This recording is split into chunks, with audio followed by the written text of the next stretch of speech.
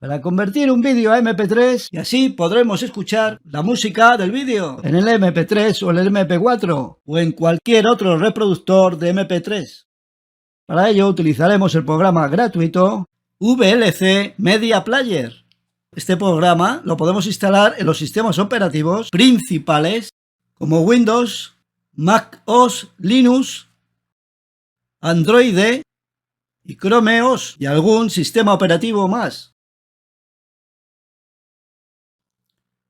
Abrimos el reproductor VLC Media Player, hacemos clic en medio y clic en convertir.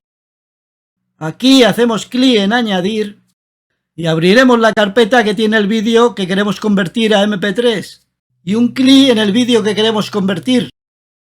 Hacemos clic en convertir y guardar y clic en convertir.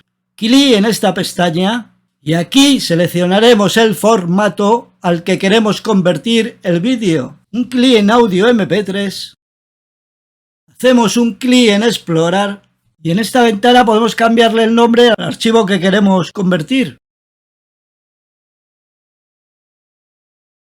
Seleccionamos la carpeta donde queremos que guarde el archivo convertido a MP3, va a ser en mis descargas, y un clic en abrir, y clic en guardar, y clic en iniciar. Comienza la conversión del vídeo a MP3.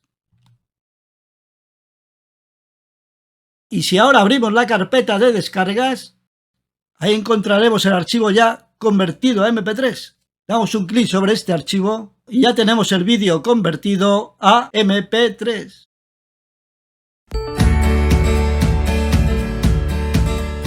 Suscribiros. Cualquier sugerencia que tengáis, las dejáis en la descripción y en los comentarios de los vídeos.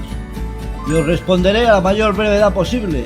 Y si os habéis suscrito y si queréis recibir los avisos o notificaciones de cada vez que publique un vídeo, hacer un clic en la campanita de suscrito para que se ponga de color negro y así os llegarán las notificaciones y avisos.